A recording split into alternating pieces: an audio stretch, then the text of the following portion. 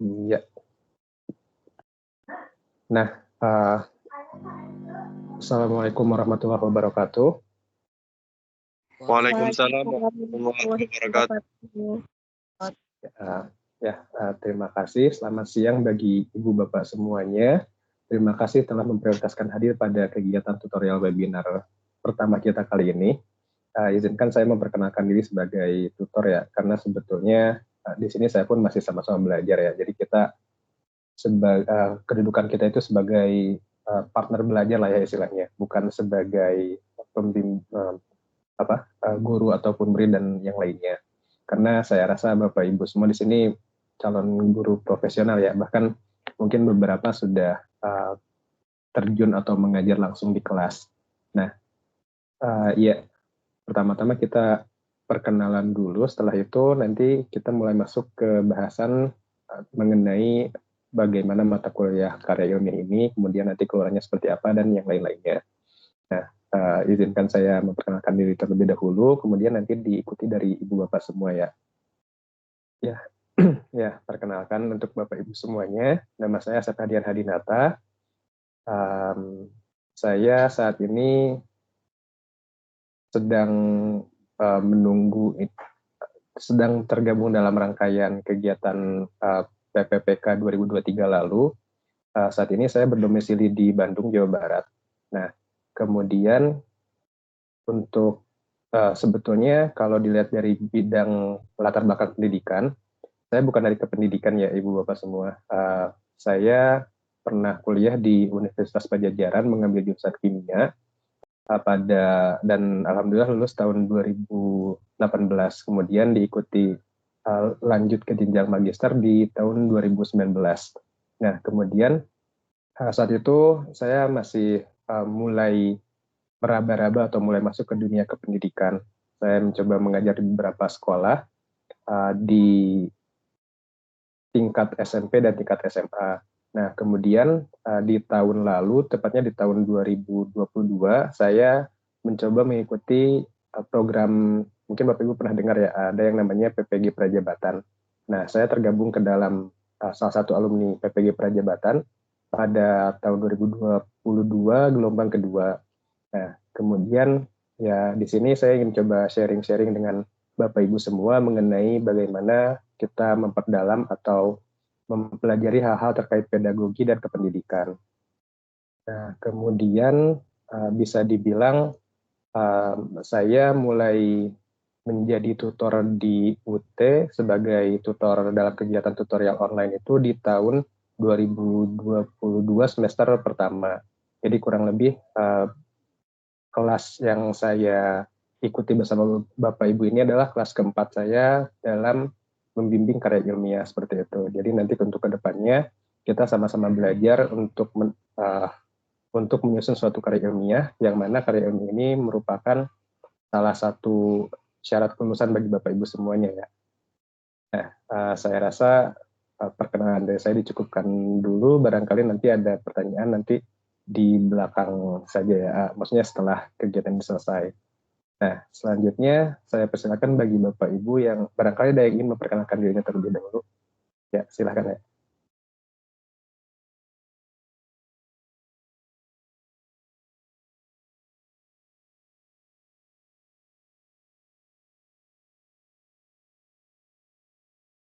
Ya, kalau tidak ada, saya coba panggil satu persatu barangkali, atau ada yang mau mengajukan dirinya terlebih dahulu, silakan.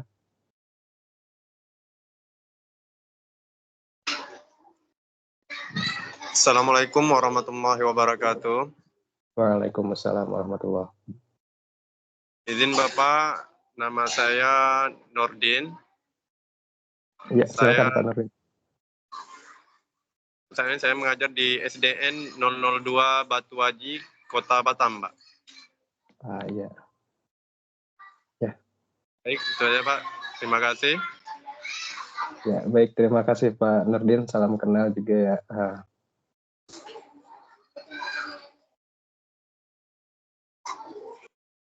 Ya, silakan selanjutnya barangkali dari Bapak atau Ibu-Ibu yang lainnya.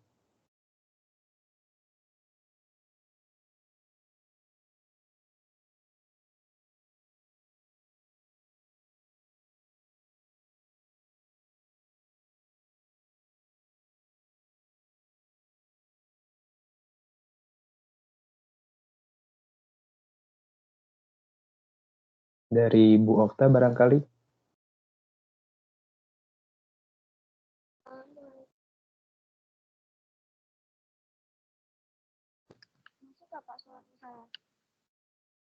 Kurang kurang jelas Ibu. Barangkali bisa volumenya bisa dikencangkan lagi.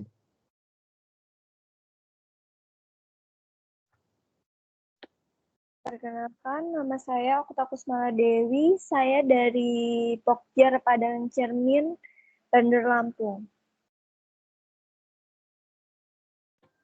Iya. Sudah, Pak. Ya, baik Bu. Terima kasih untuk perkenalannya. Ya, tadi kita sudah sudah ada Pak Nurdin dari Batam, juga Bu Okta dari Lampung ya, sama-sama dari Sumatera. Silakan barangkali dari Bapak Ibu yang lain. Ya, untuk Bapak Ibu yang baru tergabung, kali ini kita masih sesi perkenalan dulu. Setelah itu nanti kita mulai masuk ke topik yang akan kita bahas mengenai mata kuliah kali ini. Tadi kita sudah punya sudah berkenalan dengan Pak Nurdin dari Batam, kemudian Ibu Okta dari Lampung. Nah, silakan Ibu Bapak yang lainnya yang belum memperkenalkan dirinya.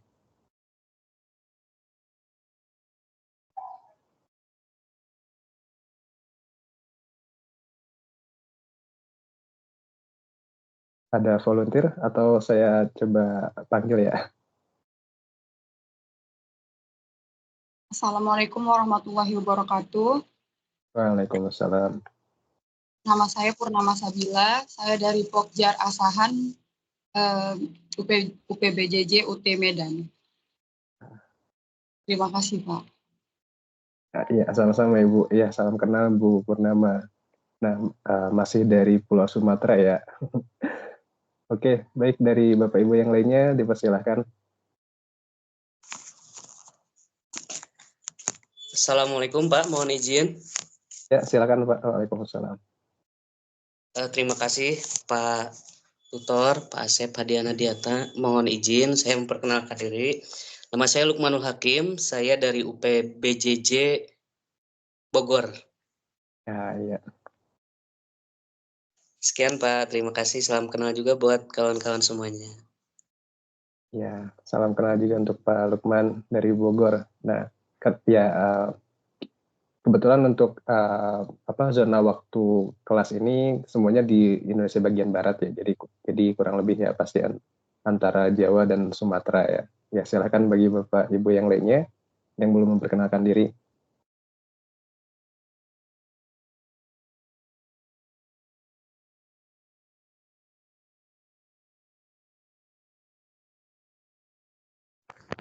Assalamualaikum warahmatullahi wabarakatuh. Waalaikumsalam. Selamat siang Bapak Asep Hadiana dan teman-teman semua. Saya izin memperkenalkan diri. Nama saya Dina Erina. Saya dari Pokjar Gerobokan UPBJJ Surakarta. Terima kasih. Ya, sama-sama Ibu. Ya, salam kenal juga untuk Bu Dina. Ya, tadi mohon maaf telat joinnya, Pak. Ya, nggak apa-apa Bu. Kita baru mulai Kak. Ya, silakan bagi Ibu Bapak yang lain, bagi Ibu-Ibu yang lainnya. Dari Ibu Anis mungkin, atau Ibu Desi. Baik, Assalamualaikum warahmatullahi wabarakatuh. Waalaikumsalam. Perkenalkan Pak, saya Ivanda Yulia dari Pokjar Pagelaran UPBJJ UT Malang. Ya, baik Bu Ivanda, salam kenal ya Ibu. Ya Pak, sama-sama. Ya, terima kasih. Silakan Bapak Ibu yang Ibu-ibu yang lainnya yang belum. Assalamualaikum Pak. Ya, waalaikumsalam Ibu. Perkenalkan nama saya Desi, saya dari Pokjar Kabupaten Sintang. Ya, terima kasih Ibu, salam kenal. Baik, selanjutnya Ibu Anis atau Ibu, ya silakan Ibu. Assalamualaikum warahmatullahi wabarakatuh. Nama saya Anes Pramita, saya dari Pokjar Sumpyu, dari UPBCJ UT Purwokerto. Sekian Bapak, terima kasih. Ya, terima kasih. Ya, sama-sama Ibu. Salam kenal. Baik, untuk Ibu, ya selanjutnya Ibu Istiqomah barangkali.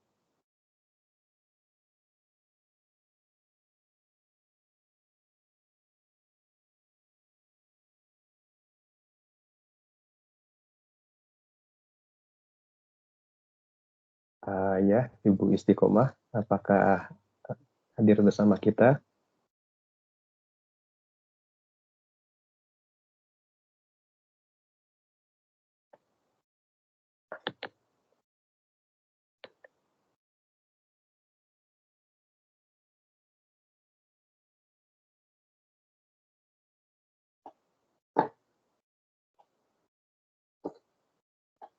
Ya, baik, bagi Ibu Bapak sekalian, tadi ada yang bertanya mengenai kehadiran di e-learning, silakan dicoba saja, tapi kalaupun tidak bisa, sekarang saya coba inputkan kehadirannya ya Ibu semua.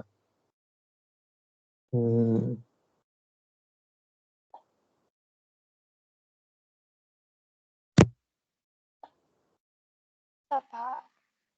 Ya Ibu, silakan.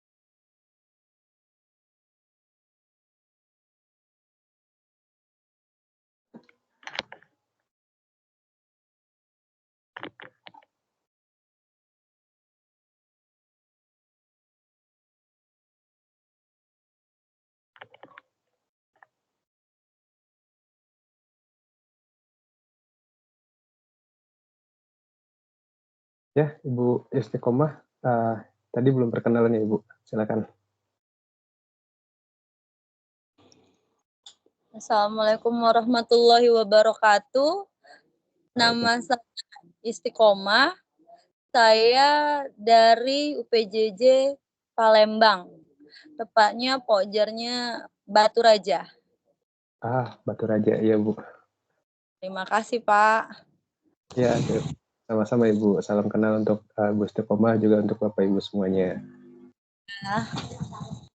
Ya, baik, karena semuanya sudah berkenalan, jadi kita coba mulai untuk membahas tentang mata kuliah karya ilmiah ini ya, Bapak Ibu. Baik, saya coba izin share screen. Ya, sebelum masuk ke apa yang akan nanti kita bahas, Bapak Ibu sudah coba mempelajari panduan karya ilmiahnya yang ada di aktivitas belajar pertama?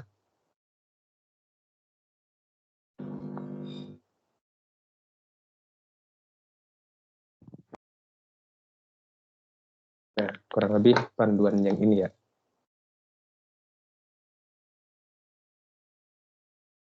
Jadi di dalam modul ini atau panduan ini, kita bisa bahas secara detail mengenai mata kuliah ini.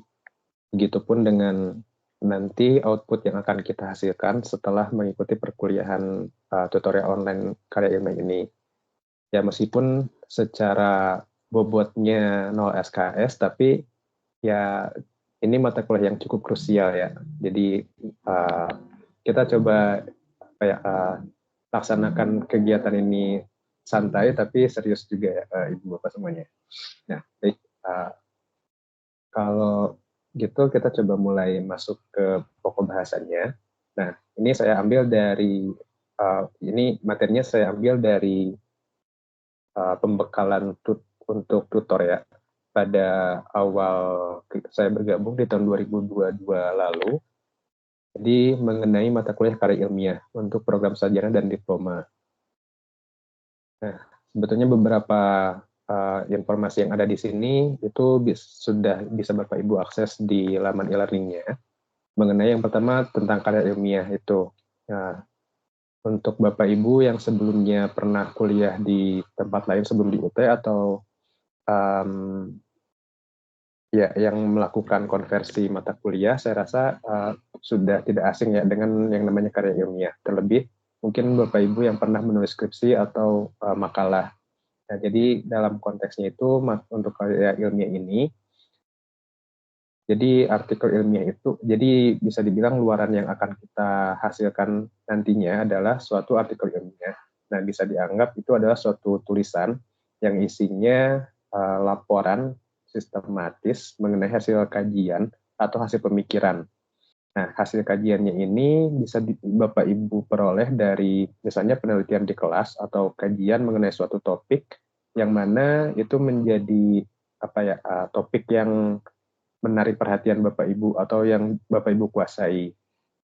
Nah, kemudian hasil kajian ini atau hasil penelitiannya ini disajikan sesuai dengan konvensi atau kaidah penulisan karangan ilmiah. Nah, jadi untuk menulis karya ilmiah ini tidak hanya sekedar tulisan seperti catatan keseharian, baik itu catatan keseharian pengajaran atau mungkin catatan pribadi, ya diari seperti itu. Ada beberapa kaidah kepenulisannya. Jadi ada beberapa aturan atau rambu-rambunya ketika kita akan menulis atau menghasilkan suatu artikel ilmiah.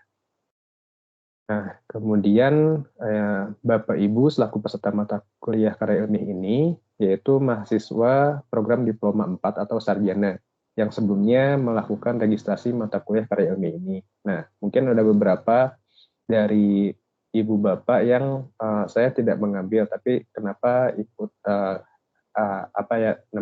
mata kuliah ini muncul di istilahnya KRS, rencana studi saya atau di e-learning-nya. Nah, biasanya untuk mahasiswa di semester 5 ke atas atau mungkin semester 1-2 untuk Bapak Ibu yang ibaratnya mengkonversi mata kuliah sebelumnya, itu otomatis dimasukkan oleh sistem atau oleh admin dari Pokjarnya atau dari UPBJJ-nya, seperti itu. Dan ya biasanya mata kuliah karya ilmiah ini dilaksanakan berbarengan dengan mata kuliah PKP atau pemantapan kemampuan profesional atau mungkin tugas akhir dan TAP-nya. Nah, seperti itu. Kemudian, nah ini statusnya dimulai dari semester 1 tahun 2022-2023 kurang lebih setahun yang lalu ya, atau 3 semester yang lalu, karir ini merupakan mata kuliah yang berdiri sendiri. Nah, untuk angkatan terdahulu, mungkin di mahasiswa di tahun 2022 semester awal, atau mungkin di 2021 semester ganjilnya, semester genapnya, mata kuliah karir itu awalnya gabung dengan PKP. Jadi nanti PKP itu outputnya laporan sekaligus karya ilmiah. Nah, tapi di 3 semester yang lalu, karya ilmiah ini sudah berdiri sendiri.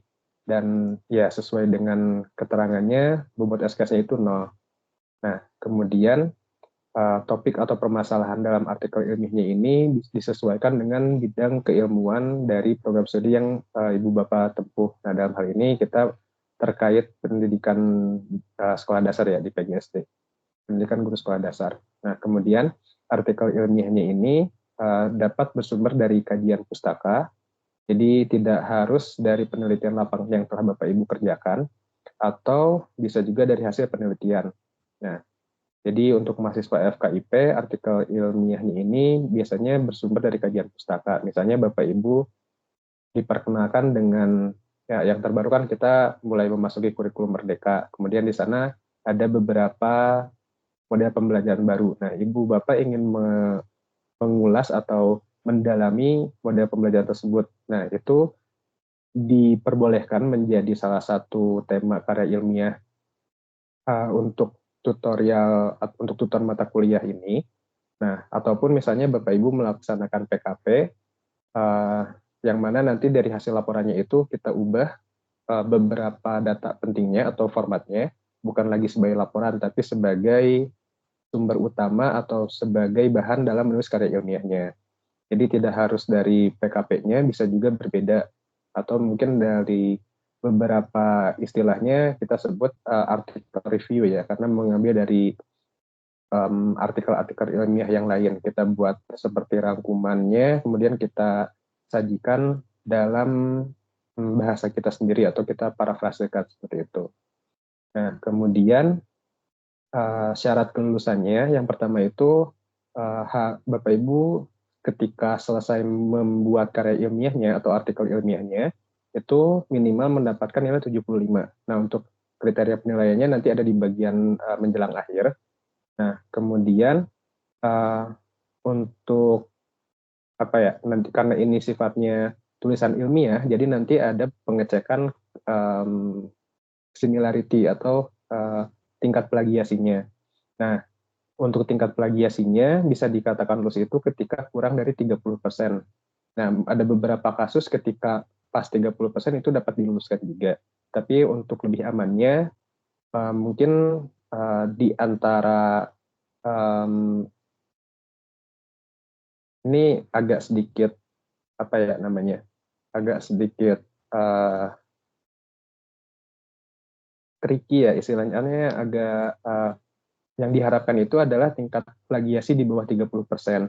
Nah, tapi secara akademis atau secara faktanya, tingkat plagiasi di bawah 10% itu sangat-sangat kurang masuk akal ya Bapak Ibu. Jadi yang amannya itu, yang sekiranya dapat dipercaya dari hasil tulisannya atau yang reliable-nya itu di angka 15 hingga 29%, itu yang saya anggap baik, karena memang ada beberapa kondisi artikel ilmiah dari mahasiswa itu bisa mencapai 9%, tapi ternyata setelah diteliti lebih jauh ada beberapa kecurangan yang dilakukan, misalnya dengan menyisipkan gambar berupa teks.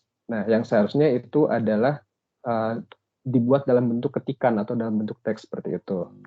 Nah, jadi baik lagi saya tegaskan kembali, syarat kelulusannya itu dengan skor akhir minimal 75, kemudian tingkat similarity atau tingkat plagiasinya itu saya coba buat rentangnya antara 15 atau mungkin belasan ya, 11 itu masih mungkin, tapi cukup apa namanya ya, cukup kurang effortnya atau usahanya harus benar-benar maksimal ya. Ya, silakan tadi Ibu Evi ada yang ingin disampaikan.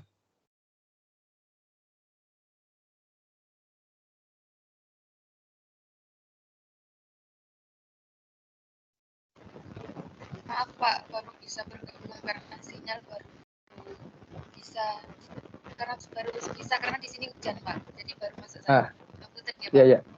Ya, nggak apa-apa Ibu.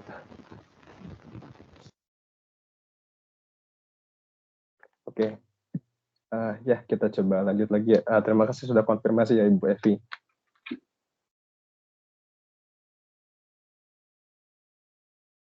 Nah, kita coba lanjut lagi. Oh ya, jika penyampaian saya terlalu cepat, terlalu lambat, atau ada beberapa kata yang kurang dipahami, silakan bisa Bapak Ibu interupsi saja atau langsung potong saja.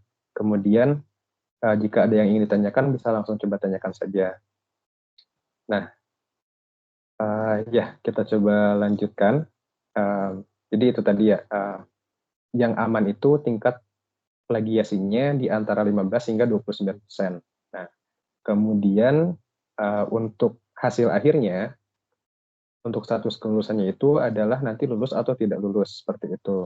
Nah, kemudian mata kuliah karya ilmiah ini bisa kita anggap sebagai prasyarat kelulusan bagi Bapak Ibu selaku mahasiswa. Jadi, meskipun Bapak Ibu telah menyelesaikan semua mata kuliah, tapi ketika karya ilmiahnya dianggap tidak lulus, maka di semester selanjutnya Bapak Ibu harus mengulang seperti itu. Meskipun memang bobotnya 0 SKS. Iya. Sampai di sini ada yang ingin ditanyakan dulu? Silakan.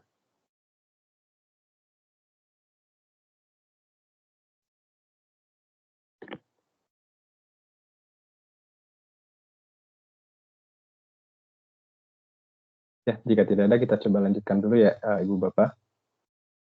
Nah, Pak, izin bertanya, Pak. Ya, silakan. Untuk tugas yang pertama ini kita membuat judulnya saja apa dengan itu? Ya. Baik, Bu. Untuk tugas nanti di bagian akhir kita coba bahas ya, Bu. Nanti kita coba bahas lebih rinci lagi tugasnya seperti apa. Karena saya sudah siapkan salah satu contoh tugas satu yang dikerjakan di semester lalu oleh mahasiswa yang lain. Seperti itu, Bu. Ya, baik. Barangkali ada pertanyaan yang lainnya, Ibu. Atau mungkin dari Bapak Ibu yang lain.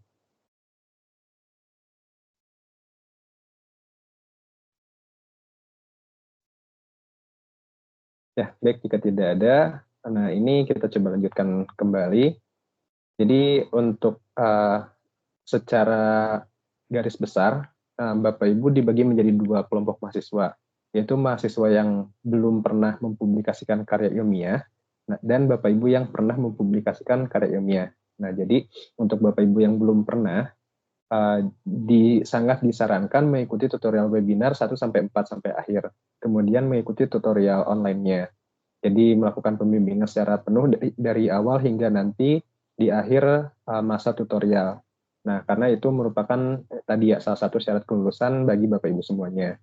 Nah, kemudian bagi Bapak Ibu yang pernah mempublikasikan karya ilmiah, nah ini syaratnya itu adalah Bapak Ibu telah publish atau publikasi karya ilmiah ini ketika Bapak Ibu menjadi mahasiswa di UT.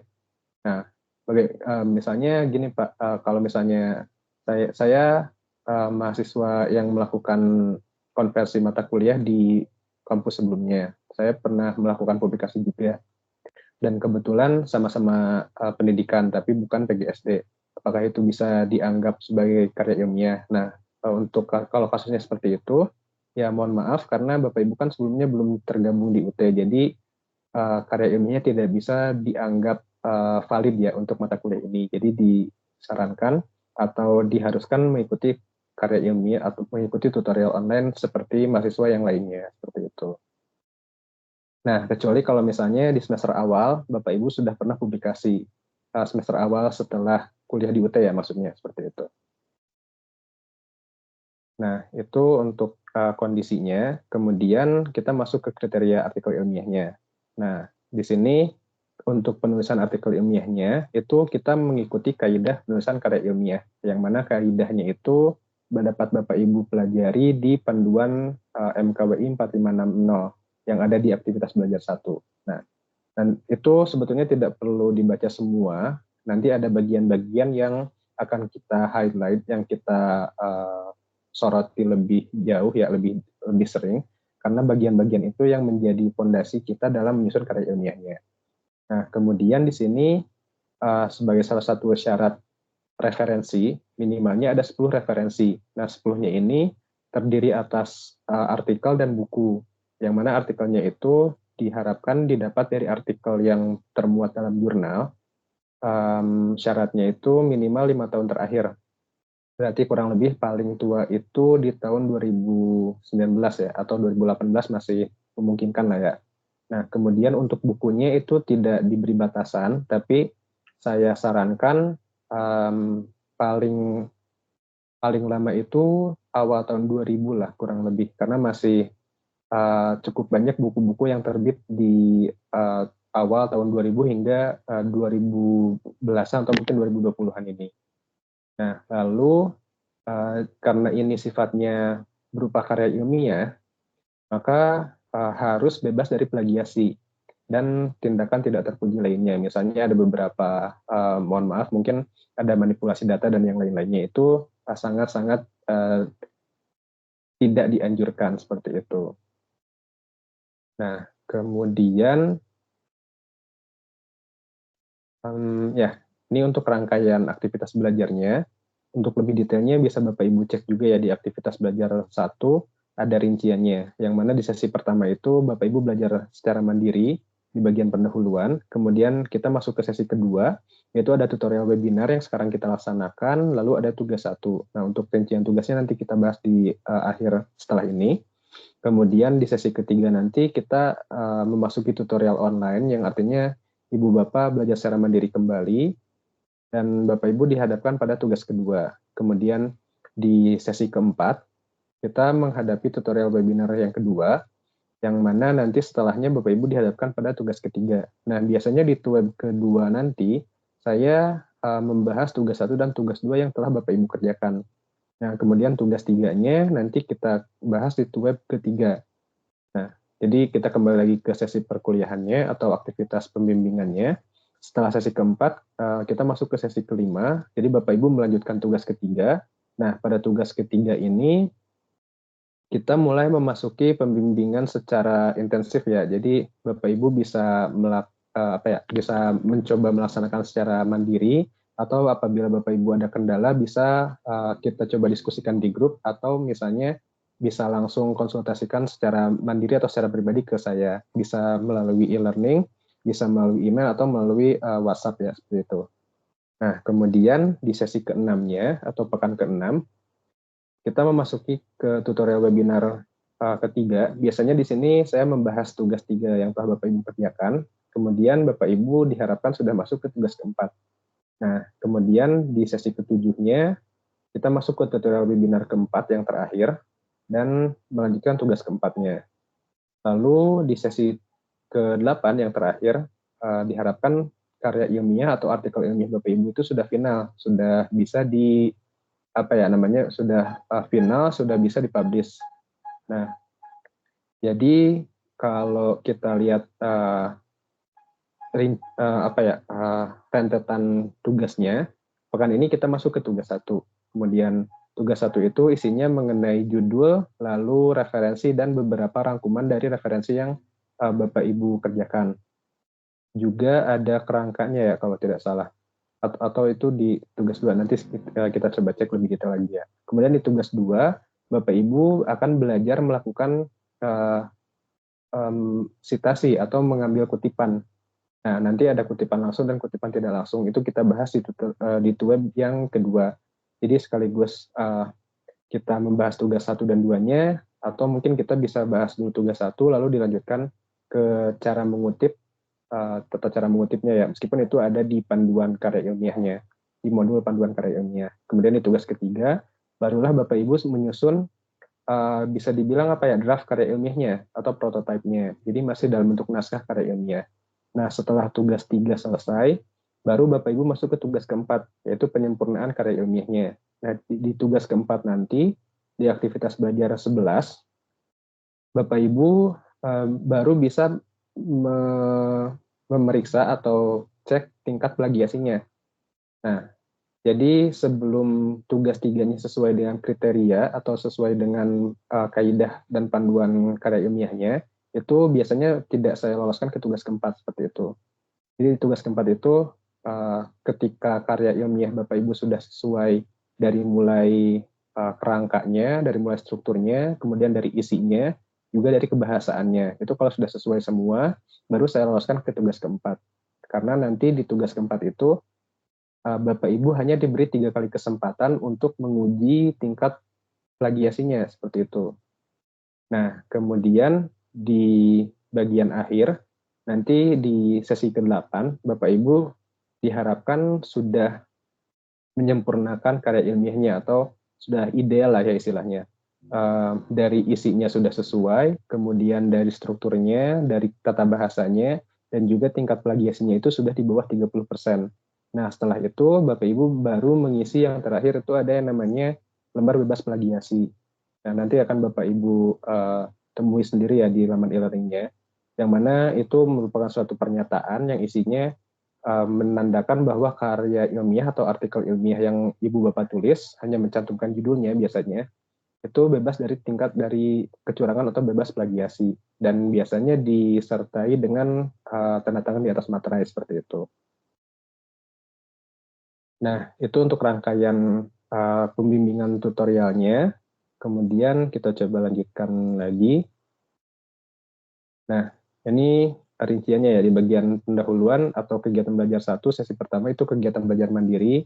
Jadi Bapak Ibu mempelajari modulnya, kemudian mempelajari mengenai contoh karya ilmiahnya. Meskipun yang ada di e-learning itu bukan karya ilmiah bidang PGSD ya Ibu Bapak. Tapi kurang lebih dari segi struktur atau kebahasaannya mirip-mirip seperti itu. Nah, kemudian ini di tugas pertama kita membahas mengenai ketentuan umum dan pengertian karya ilmiah yang tadi sebelumnya kita bahas. Kemudian jika memang waktunya memungkinkan, kita coba bahas salah satu contoh artikel ilmiahnya. Dan kita coba bahas mengenai tugas 1 dan jadwal pengumpulannya atau jadwal unggahnya. Nah, ini kita buat lebih singkat saja. Nah, tugas 1 ini kita membuat satu judul karya ilmiah atau artikel ilmiah. Nah, jadi bisa dibilang ini bisa Bapak Ibu ambil dari laporan PTK atau PKP-nya, atau jika Bapak Ibu ingin membuat suatu kajian atau ibaratnya kajian pustaka atau review, itu bisa-bisa saja. Yang penting isinya itu diambil dari 5 artikel ilmiah yang termuat dalam jurnal dan 5 dari buku, seperti itu. Nah, kemudian isinya itu pada tugas pertama ini Ibu Bapak diharapkan mencari, membaca, merangkum, dan mencatat minimal 10 referensi. 10 referensi itu dibagi 2 tadi ya, dari artikel yang termuat dalam jurnal dan dari buku. Kemudian membuat satu kerangka tulisan artikel ilmiah. Jadi kerangkanya kita buat dulu seperti apa. Nah, untuk kerangkanya bisa Bapak Ibu ambil dari contoh karya ilmiah yang ada di e-learning, di tugas, di aktivitas belajar pertama. Itu kurang lebih mirip-mirip ya. Jadi ada bagian judul, ada identitas, ada abstrak, ada kata kunci, kemudian ada pendahuluan, metode, bagian hasil pembahasan, kesimpulan, hingga di bagian akhirnya itu daftar pustakanya. Kurang lebih seperti itu. Jadi kerangkanya itu hanya garis besarnya saja. Tidak perlu sampai detail-detailnya ya Ibu Bapak. Nah, kemudian ini di kegiatan keempat, jadi Bapak Ibu membuat bisa belajar secara mandiri di tutorial online pertama, membuat judul, membuat referensi, kemudian kerangkanya seperti apa, dan Bapak Ibu mulai mempelajari tata cara mengutip dan membuat daftar pustaka, yang mana nanti akan masuk ke tugas kedua. Dan di sana ada forum diskusi, silakan Bapak Ibu isi, itu bisa suatu pertanyaan atau mungkin suatu kalau saya di semester lalu silakan Ibu Bapak bisa menyampaikan keluh kesahnya di awal-awal perkuliahan seperti itu. Nah, kemudian masuk ke tugas 2. Tugas 2 itu membuat rangkuman bacaan referensi yang digunakan. Jadi dari tugas 1 itu Bapak Ibu sudah mengumpulkan 5 artikel dan 5 buku. Nah, kemudian Bapak Ibu bisa buat rangkumannya, yang mana rangkumannya itu nanti bisa Bapak Ibu cantumkan di draft karya ilmiahnya. Dan sempat muncul pertanyaan seperti ini. Kalau di tugas 1 saya menggunakan referensi A, B, C, D, E misalnya. Tapi di tugas 2 saya ubah jadi F, G, H, I, J, K atau artikelnya berbeda. Itu boleh-boleh saja ya Bapak Ibu. Jadi tidak masalah tugas 1 dan tugas 2 itu tidak menggunakan artikel yang sama, itu boleh-boleh saja. Yang penting artikel yang Bapak Ibu gunakan nanti benar-benar dipakai di tugas 3 di karya ilmiahnya. Kemudian Bapak Ibu juga membuat kutipan langsung dan tidak langsung dari artikel yang telah Bapak Ibu pilih.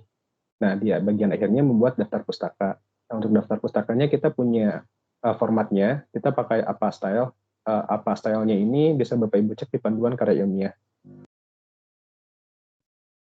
Oke, selanjutnya, nah ini di tugas kedua kita kembali membedah contoh artikel ilmiah dari berbagai aspek ya, misalnya dari judulnya, kemudian relevansi dari judul ke isinya, dari strukturnya, dan yang lain-lainnya. Kemudian kita bahas juga mengenai tugas 1 dan tugas 2 yang telah Bapak Ibu kerjakan. Dan di sana kita akan sedikit mengulas tentang tugas 3-nya, atau yaitu ya kita buat artikel utuh berdasarkan ya tugas 1 dan tugas 2 yang telah Ibu Bapak kerjakan, seperti itu. Nah, lalu di tugas 3-nya, nah ini kita mulai masuk ke penulisan karya ilmiahnya atau draftnya, seperti itu. Kita ada judulnya, ada rangkuman referensinya, kemudian ada kerangka penulisannya. Dari kerangkanya itu mulai dimasukkan bagian-bagiannya, misalnya di bagian latar belakang, kalau kerangkanya itu hanya menuliskan latar belakang. Nah, ketika kita masuk ke tugas 3, kita cantumkan di latar belakang itu ada informasi apa saja, misalnya ada kutipan dari artikel A, B, C, kemudian dari buku 1, 2, 3, seperti itu.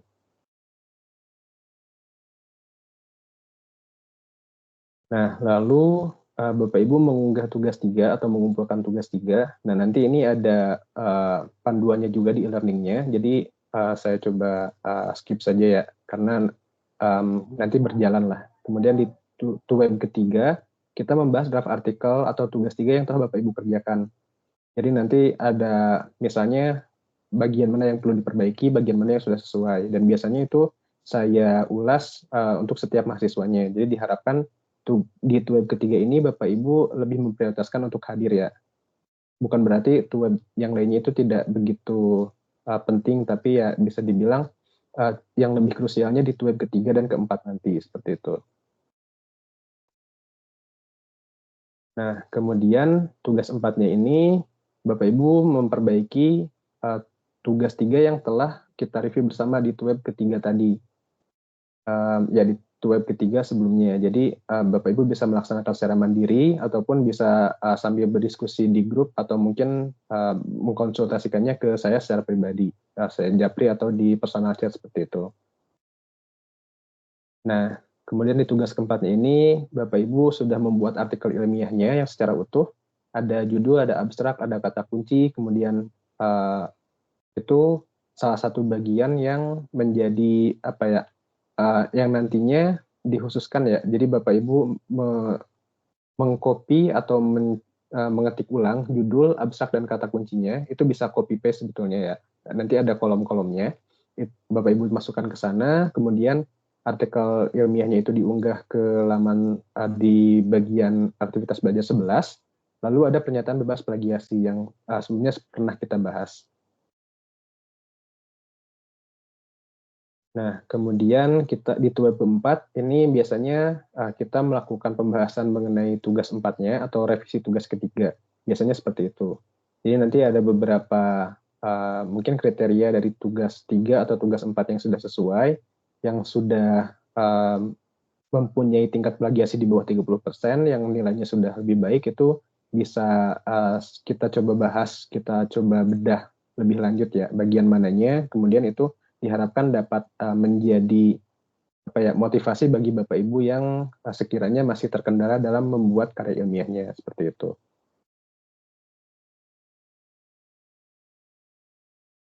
Nah, kemudian di bagian aktivitas belajar 13, ini Bapak Ibu kita coba ulas kembali, atau bisa dibilang ya intinya di aktivitas belajar 11-14 itu kegiatan memperbaiki artikel ilmiahnya ya, baik secara mandiri ataupun kita bisa diskusikan bersama di grup, seperti itu. Nah, kemudian di bagian aktivitas belajar 14 yang terakhir, itu mengenai pengumpulan terakhir karya ilmiahnya atau artikel ilmiahnya. Nah, untuk kriteria penilaiannya, ini di bagian kiri ada angka-angkanya, itu mohon diabaikan saja, karena nanti tidak sama persis seperti itu. Yang penting di bagian isinya itu, ada kesesuaian antara judul dengan isi artikelnya. Jadi misalnya Bapak Ibu mengambil judul yang berkaitan dengan pelajaran matematika, misalnya menggunakan metode pembelajaran tertentu, tapi di bagian isinya Bapak Ibu malah membahas katakanlah IPS, seperti itu kan tidak ada kesesuaiannya. Jadi harapkan dengan seperti itu. Kemudian bagian kesesuaian isi artikel dengan keilmuannya. Jadi bagi Bapak Ibu yang mungkin sebelumnya pernah kuliah jurusan pendidikan bahasa Inggris dan sekarang di PGSD itu lebih difokuskan mungkin bahasa Inggris di SD-nya, seperti itu, tidak fokus ke bahasa Inggrisnya. Kemudian ada originalitasnya dan kebaharuannya, jadi bisa dibilang nanti sistem sudah mengetahui ya jika Bapak Ibu mengambil suatu artikel yang pernah publish di internet sebelumnya, kemudian Bapak Ibu hanya mengganti nama sekolah atau nama penulisnya, itu bisa terdeteksi. Jadi diharapkan Bapak Ibu dapat membuat artikel ilmiah yang orisinal atau yang asli buatan Bapak Ibu semua, seperti itu. Lalu ada juga bagian mengorganisasikan isi artikel, itu lebih kepada penyusunan ibaratnya kronologis dari permasalahan apa yang Ibu Bapak ambil, kemudian alternatif solusinya seperti apa, penyelesaiannya seperti apa, seperti itu. Lalu ada bagian pengolahan, analisa, dan interpretasi permasalahan. Jadi dari masalah yang Bapak Ibu temui itu kira-kira didapat penyelesaiannya seperti apa. Kemudian setelah melakukan eksperimen, hasil analisisnya seperti apa, itu menjadi salah satu penilaian juga.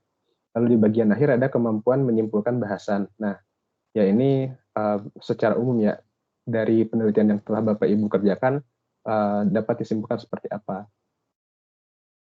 Nah, kemudian selain itu dari etika kepenulisannya. Nah, di sini Bapak Ibu diharapkan mengutip pendapat ahli atau dari hasil penelitian orang lain. Makanya diperlukan adanya minimal 10 referensi tadi. Karena meskipun Bapak Ibu mencantumkan suatu ide atau suatu gagasan yang terpikir secara mandiri dalam kepala Bapak Ibu, tentunya hal tersebut ada referensinya. Maksudnya mungkin Bapak Ibu terinspirasi dari penelitian orang lain kah atau dari pernyataan orang lain seperti itu. Kemudian Bapak Ibu juga menuliskan sumber kutipan dan cara mengutipnya itu disajikan dengan aturan yang telah tersedia di panduannya. Jadi tidak hanya sekedar menulis copy paste seperti itu saja. Ada teknik-tekniknya yang mana itu dapat menurunkan tingkat plagiasi. Kemudian dapat menggunakan daftar pustakanya ya, dan daftar pustakanya pun ditulis sesuai dengan style atau format yang disepakati seperti itu. Nah, kemudian dari segi kebahasaannya, di sini Bapak Ibu mengungkapkan ide atau gagasannya itu secara sistematis. Jadi bisa dibilang selain dari pengungkapan idenya, pengungkapan kalimatnya, semuanya itu diharapkan dapat disajikan secara sistematis, tidak ibaratnya apa ya, tidak loncat ke sana kemari seperti itu, dan bisa fokus ya, berurutan runut semuanya. Kemudian di sini menggunakan bahasa Indonesia yang baik dan benar. Karena ini sifatnya karya ilmiah, jadi setiap diksi atau pilihan kata yang Bapak Ibu gunakan itu menggunakan bahasa baku umumnya seperti itu.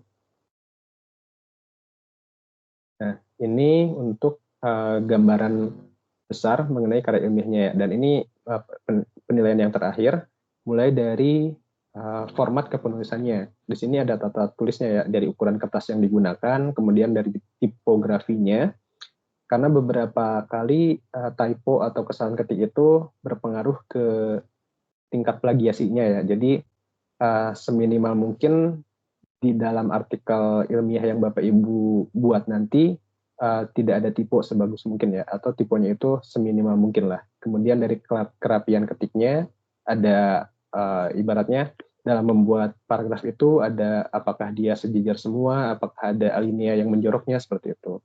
Kemudian dari tata letak dan jumlah halaman. Nah, jumlah halamannya ini biasanya kita batasi ya. Minimalnya itu 10 halaman dan itu belum termasuk daftar pustaka.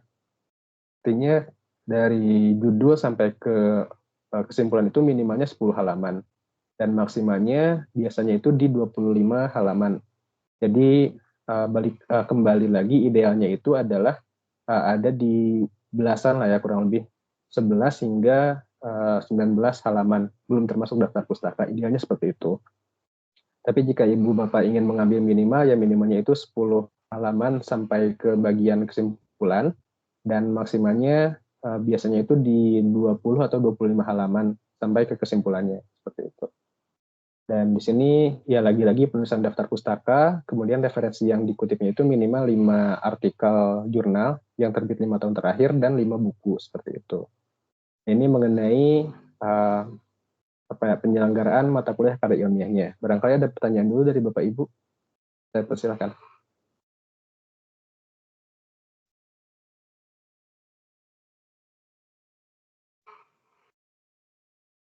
Ya, Mbak, jika mau tidak tanya. ada, ya silakan Bu. Apa ada grupnya Pak di WA? Soalnya saya belum masuk grup.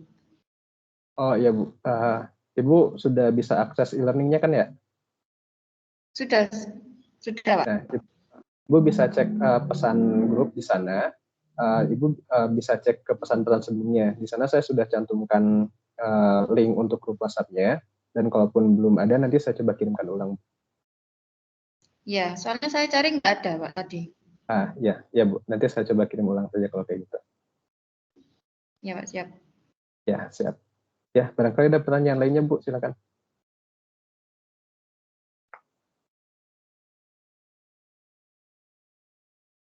Pak, izin bertanya. Ya, silakan Bu.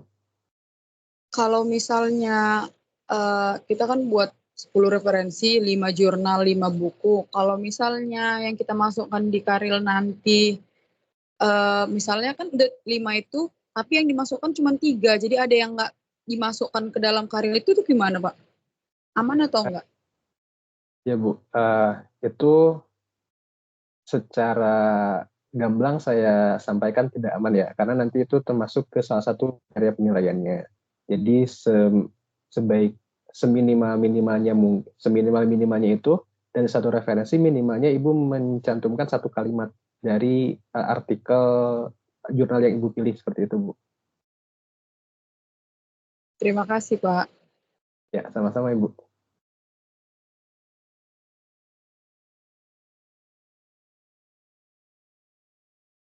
Ya, silakan Ibu Bapak yang lainnya barangkali ada pertanyaan yang berbeda.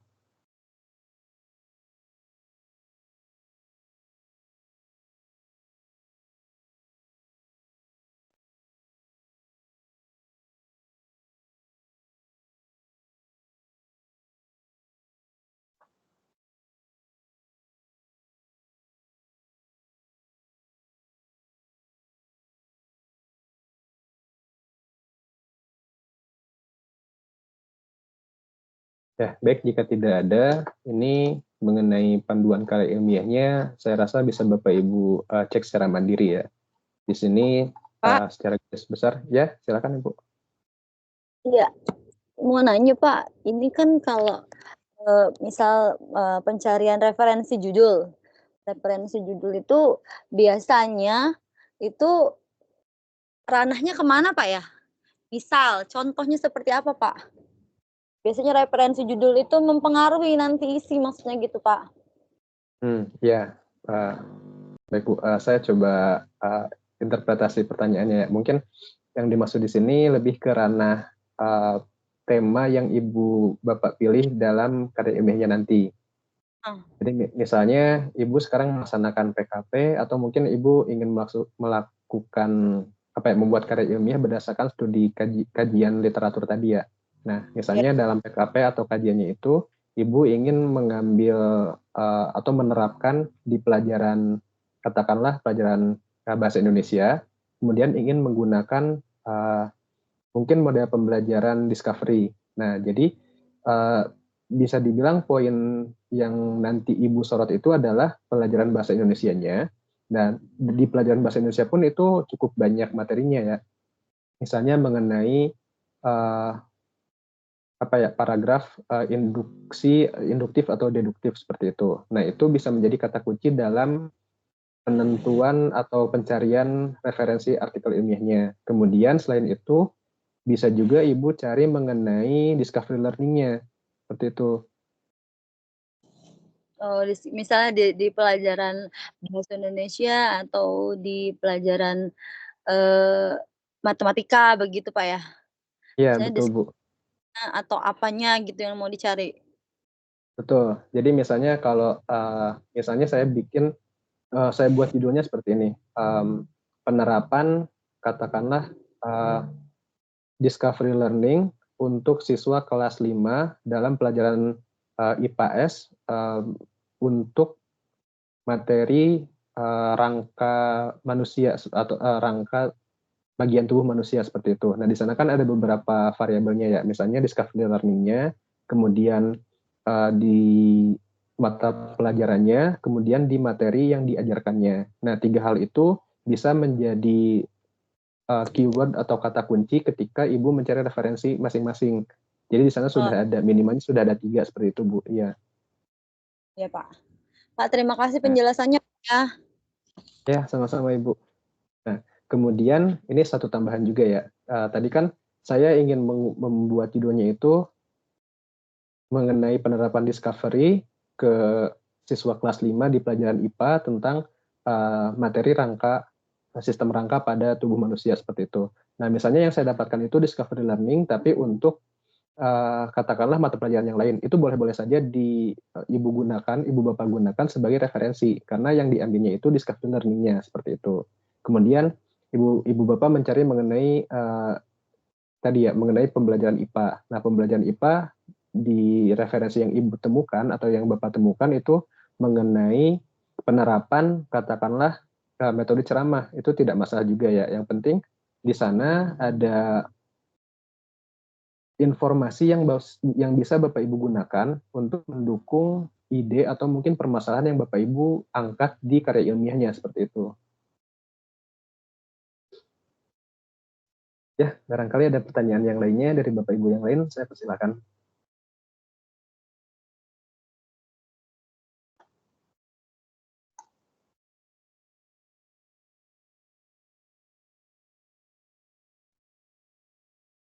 Ya, jika tidak ada, ini di bagian panduannya, di sini cukup lengkap juga ya, ada latar belakangnya, kemudian ada tujuan penyelenggaraan mata kuliah ini, ada ruang lingkupnya, kemudian ada struktur panduannya, kemudian ada penyelenggaraan pembimbingannya, lalu nanti ada ketentuan umum tentang mata kuliah ini, dan biasanya setelah itu ada proses penyelenggaraan pembimbingannya, mulai dari registrasi hingga nanti mengakses laman kegiatan belajarnya atau laman e-learningnya. Dan yang biasanya saya soroti itu mulai dari bab di bagian 2 ini mengenai ketentuan penulisan karya ilmiahnya. Karena di bagian awal itu bisa dibilang administratifnya ya. Jika memang diperlukan silakan bisa Bapak Ibu baca dan pelajari. Jika tidak, saya rasa bisa langsung loncat ke bagian keduanya. Di sini kita memulai membahas atau mempelajari mengenai konsep dan etika penulisan karya ilmiahnya, diikuti oleh struktur, format, dan sistematika artikel ilmiahnya. Lalu, nah ini di bab ketiga, ini khusus, nanti kita bahas di tugas kedua, tentang mengutip serta cara menulis sumber pustaka atau daftar pustakanya, seperti itu. Nah, nanti ada kutipan langsung, kutipan tidak langsung. Nah, biasanya kita akan menggunakan kutipan tidak langsung. Contohnya seperti apa, silakan bisa Bapak Ibu coba cek sendiri kalau penasaran, dan kalaupun cukup banyak kegiatan di sekolahnya atau kegiatan-kegiatan yang lainnya, nanti kita pelajari bersama seperti itu. Kemudian untuk penulisan daftar pustaka pun ada berbagai macam ya, dari buku, dari artikel, dari majalah, dari berita atau koran, dan dari sumber yang lainnya. Tapi kita prioritaskan atau kita utamakan mengambil referensinya itu dari buku dan artikel saja. Adapun dari berita atau mungkin dari biasanya dari internet itu berupa blog ya atau tulisan-tulisan seperti di berita dan lain-lainnya itu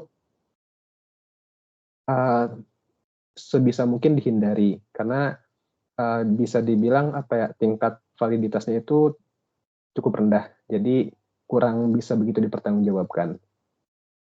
Nah, kemudian ini ada bagian lampirannya. Di sini ada beberapa contoh formatnya ya, untuk format penilaiannya. Kemudian ada pernyataan bebas plagiasnya di sini tercantum juga. Tapi nanti contoh yang lainnya pun ada di aktivitas belajar 13 ya. Intinya di bagian akhir-akhir ya, kalau saya tidak salah. Kemudian ada format karya ilmiahnya, ada juga contoh karya ilmiahnya. Nah, ini panduan utama nanti kita saat menyusun karya ilmiah. Nah, kemudian ini ada materi tentang kepenulisan. Ini bisa Bapak Ibu coba pelajari secara mandiri, ada di bagian pendahuluan di aktivitas belajar pertama mengenai perencanaan karangan, penulisan rencana karangannya. Dan ini tidak begitu banyak ya, hanya 6 halaman, jadi bisa Bapak Ibu baca atau pelajari lebih lanjut. Dan apabila ada beberapa bagian yang kurang begitu jelas, nanti bisa kita diskusikan atau bisa Bapak Ibu tanyakan saja.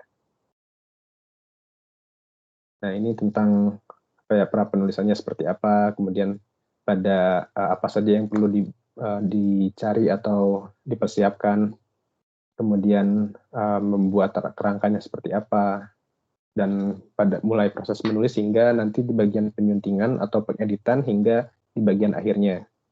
Seperti itu. Nah, kemudian ini ada salah satu materi yang cukup menarik ya. Saya ambil dari materi yang dimiliki oleh rekan-rekan sesama tutor. Nah, ini tentang menulis artikel ilmiah. Kurang lebih isinya ada beberapa bagian terkait dengan penyelenggaraan mata kuliah ini yang sebelumnya kita bahas, tapi ada juga yang berfokus pada kepenulisan artikel ilmiahnya. Nah, nanti saya coba cantumkan di Google Drive yang ada di deskripsi grup WhatsApp. Nanti yang belum tergabung saya coba kirim ulang linknya ya Ibu Bapak.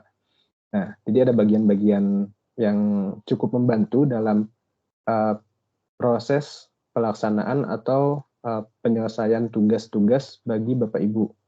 Nah, seperti ini. Bagaimana menulis artikel ilmiah. Di sini kita menentukan masalahnya, menentukan judul, juga merancang kerangka artikelnya. Kemudian bagian-bagian yang ibaratnya seperti tips atau tahapan-tahapan yang bisa mempermudah bagi kita dalam menentukan karya ilmiah yang akan kita tulis nantinya. Kemudian ada fakta yang berupa harapan, referensi, dan juga bagian artikel yang sekiranya perlu dicantumkan nantinya. Nah, ini contoh-contohnya, tapi karena ini masih bersifat umum di kependidikan biologi, bukan di PGSD, jadi nanti kita bisa sesuaikan bagian-bagian mana yang sekiranya relevan dengan ranah di PGSD, seperti itu. Nah, kemudian, nah ini ada bagian cara mencari referensi ya. Salah satunya dari Google Scholar. Ini kita mengambil contohnya misalnya artikel tentang hasil belajar. Bagaimana cara meningkatkan hasil belajar untuk siswa kelas sekian dengan metode atau model pembelajaran seperti apa dalam mata pelajaran apa, seperti itu. Dan ini salah satunya dari Google Scholar ini ya. Kemudian Bapak Ibu bisa cek juga di Google seperti biasa, atau mungkin di jurnal-jurnal khusus mengenai pendidikan. Itu biasanya di Google bisa Bapak Ibu temui. Nah, lalu sampai di sini sebelum kita masuk ke tugas 1 dan mencoba review tentang salah satu artikel ilmiah, apabila ada pertanyaan silakan. Ya, saya coba beri waktu bagi Bapak Ibu yang ingin bertanya.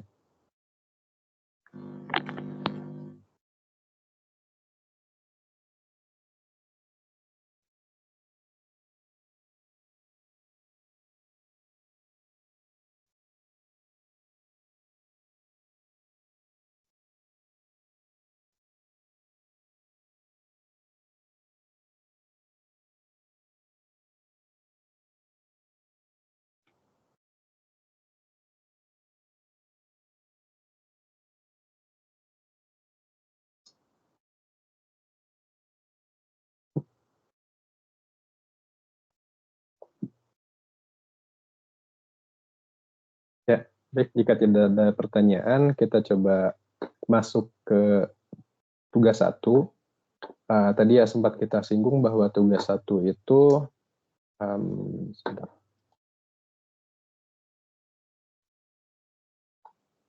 tugas yang pertama itu Bapak Ibu diminta untuk mencari bahan bacaan atau sumber referensi mengenai judul yang nantinya akan Bapak Ibu angkat ke karya ilmiahnya. Jadi Bapak Ibu juga diminta untuk membuat satu judulnya, kemudian nanti diikuti oleh 10 referensi. Referensinya itu 5 dari artikel ilmiah yang termuat dalam jurnal, dan juga 5 dari buku minimalnya. Dan misalnya saya mengambil mau 10 dari artikel jurnal, kemudian 5 dari buku, itu boleh-boleh saja. Lebih diperbolehkan, tapi kalau kurang, sebisa mungkin jangan ya Ibu Bapak. Minimalnya 5 dari buku, 5 dari artikel. Nah, kalau misalnya seperti ini, saya mau ambil dari artikelnya 3 saja, tapi dari bukunya diambil 7, dan itu tidak boleh juga ya, karena minimalnya masing-masing 5 artikel, 5 buku, seperti itu. Nah, kemudian nanti Bapak Ibu diminta untuk membuat kerangka tulisan artikel ilmiah. Jadi untuk kerangkanya itu bisa disesuaikan dengan yang tercantum di panduan ini, atau karena ini masih tugas pertama, Bapak Ibu mempunyai gambaran tersendiri mengenai kerangka ilmiah seperti apa, itu diperbolehkan saja. Karena nanti di tugas kedua akan kita bahas secara lebih kita bahas untuk setiap tugas yang telah Bapak Ibu kerjakan, seperti itu. Nah, adapun untuk tugas satunya, bagi Bapak Ibu yang sudah tergabung di grup WhatsApp, itu di deskripsi grup ada link Google Drive. Di sana sudah saya cantumkan salah satu template untuk tugas 1. Itu boleh dipakai, ataupun kalau Bapak Ibu mau menggunakan template sendiri itu boleh-boleh saja. Nah, misalnya ini formatnya saya buat seperti ini. Ini saya ambil dari teman-teman rekan-rekan tutor yang lain. Jadi di sini ada bagian nama, kemudian NIM, kemudian ada judul artikelnya. Ini maksudnya judul artikel ilmiah yang nanti akan Bapak Ibu buat, baik itu sama dengan judul PKP-nya ataupun mungkin dibuat beda. Dan saran saya sih dibuat sedikit berbeda dengan laporan PKP nantinya. Nah, kemudian baiknya ini Bapak Ibu sampaikan rumusan masalahnya jika memungkinkan. Jika tidak ya nggak masalah ya. Yang penting nanti Ibu Bapak mencari referensi minimalnya 5 dari jurnal. Ini harusnya artikel ya, artikel jurnal. Artikel yang termuat dalam jurnal. Nah, di sini ada bagiannya artikel pertama, judulnya seperti apa, kemudian ada namanya, jurnal apa, lalu nama penulisnya, kemudian tahun terbit. Nah, kemudian di bagian akhir ada rangkumannya. Misalnya di artikel pertama ini, Ibu Bapak mengambil tentang, katakanlah, model pembelajaran yang termuat di sana. Jadi, Bapak Ibu bisa mencantumkan di sini, misalnya model pembelajaran tersebut diaplikasikan pada mata pelajaran apa, di kelas berapa, untuk materi apa, hasilnya seperti apa, seperti itu. Nah, kemudian artikel kedua, kurang lebih datanya sama ya, ada judul, ada nama nama penulis, tahun terbit, dan yang lainnya. Nah, ini salah satu contoh artikel yang dipilih atau diambil oleh oleh mahasiswa Karil di tahun sebelumnya. Ini judulnya, Pengembangan Perangkat Pembelajaran pada Orientasi Hitung Pembagian di Kelas 3 Sekolah Dasar dengan metode tusuk sate. Ini maksudnya media ya harusnya, atau mungkin ada metode tertentu yang menggunakan tusuk sate. Jadi ini kita masukkan ke bagian judul. Nah, misalnya Ibu Bapak ingin mengangkat pelajaran matematika untuk materi operasi hitung. Nah, di sini kebetulan ada satu variabel yang sama, yaitu operasi hitungnya. Jadi misalnya diambil yang ini. Ini bagian judul.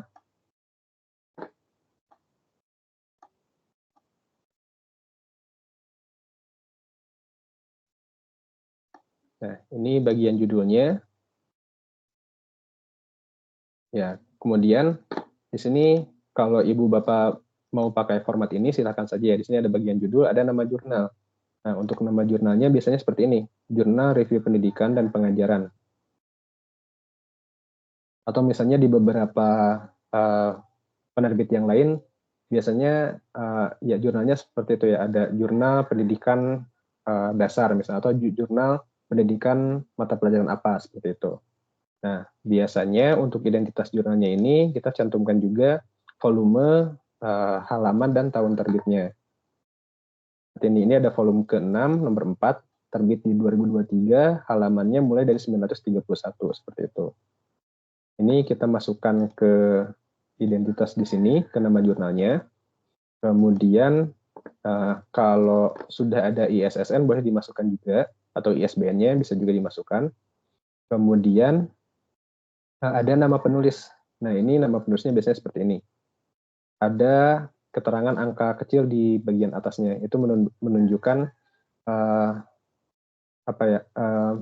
lembaga tempat penulisnya itu berada. Misalnya ini 1, ada 2, dan 3. Misalnya di bagian bawah ya. Nah, 1, 2, 3 ini ilmu pendidikan dan psikologi Universitas Negeri Manado, seperti itu. Biasanya dibedakan ya, untuk 1 itu 1 lembaga, kemudian 2 lembaga yang lainnya, seperti itu biasanya. Nah, ini kebetulan termasuk jurnal review. Jadi, ini termasuk eksperimen ya, bukan kajian pustaka. Nah, jadi intinya itu ya, ini bagian judul, kemudian nama jurnalnya, nama penulis, kemudian yang dimintanya itu, ini contohnya. Nah, tahun terbitnya, ini di sini kebetulan sudah ada ya, tahun terbitnya itu di 2023. Atau ini, kalau datanya lengkap seperti ini, bisa dicek bagian publish-nya. Publish di 2023. Karena memang di beberapa kondisi ada yang lintas tahun ya. Misalnya submit-nya itu di bulan November, kemudian di review Desember dan diterimanya itu atau acceptingnya di Januari, kemudian publishnya di bulan Februari. Maka yang kita ambil yang bagian publishnya ini di Februari, seperti itu. Nah, contohnya seperti ini. Nah, ini ya. Ini bagian judulnya, diambil dari tadi dengan metode tusuk sate, kemudian nama jurnalnya ini, Jurnal Review Pendidikan dan Pengajaran. Kalau misal ada singkatannya, dicantumkan juga. Lalu nomor, volume dan nomornya, lalu halamannya. Nah, kemudian diikuti oleh nama penulis, tahun terbit, dan nanti di bagian rangkuman itu tidak perlu ditulis semua ya, atau tidak perlu dikopas semua. Bisa ambil bagian yang Bapak Ibu adopsi atau yang Bapak Ibu gunakan untuk mendukung informasi yang nantinya Bapak Ibu sampaikan di artikel ilmiahnya, atau yang relevan dengan judul yang Bapak Ibu ajukan, seperti itu. Ini salah satu format tugas 1. Kalau misalnya Bapak Ibu mau buat format yang lebih bebas, yang lebih fleksibel, misalnya saya buat seperti ini ya, format yang tidak mengikuti yang sebelumnya, misalnya nama Asep Hadinata, NIM 01002244. Nah, kemudian misal Bapak Ibu tulis yang seperti ini. Saran saya tetap dibuat berbeda ya, misalnya bagian 1 referensi artikel, bagian 2-nya referensi buku. Nah, di bagian 1-nya ini misalnya dibuat subbab lagi. Yang pertama misalnya artikel 1 judulnya apa, mau ditulis judul apa atau langsung ke judulnya boleh-boleh saja ya. Misalnya judulnya pemanfaatan media kartu dalam pembelajaran IPS di kelas 5 dalam materi katakanlah tata surya. Misalnya seperti itu. Kemudian kita cantumkan ini nama jurnalnya, misalnya katakanlah Jurnal Pendidikan Dasar. Lalu seperti tadi ya, kita punya volume katakanlah volume ke-3, nomor ke-2, lalu halamannya 45 sampai misalnya 58 seperti itu. Lalu di bagian bawahnya misalnya penulisnya siapa saja, misalnya ada katakanlah Panji Mujahid, kemudian ada juga Ernawati, misal ada juga misalnya Vita dan lain-lain. Lalu di bagian bawahnya, oh ya, ini misalnya terbit tahun 2020. Di bagian akhirnya misalnya dicantumkan rangkumannya. Rangkumannya misalnya di bagian rangkuman ini Bapak Ibu hanya mengambil di bagian metode, lalu di bagian kesimpulan. Ini sah-sah saja ya, karena intinya bagian manapun yang Ibu kutip, yang Ibu Bapak kutip itu selama dia mendukung pada judul yang Bapak Ibu gunakan, oh ya judulnya lupa. Di sini dibuat judul dulu lah, misalnya apa ya? Katakanlah peningkatan hasil belajar siswa dalam mata pelajaran IPS menggunakan media kartu di kelas media IPS materi negara ASEAN lah misal. Negara ASEAN menggunakan media kartu di kelas 4 SD. Nah, biasanya ada beberapa kondisi Ibu Bapak mencantumkan SD tempat Ibu Bapak mengajar sekarang. Misalnya katakanlah di SD Pasar Tengah di Bandung, seperti itu. Nah, ini sifatnya opsional ya untuk Bapak Ibu.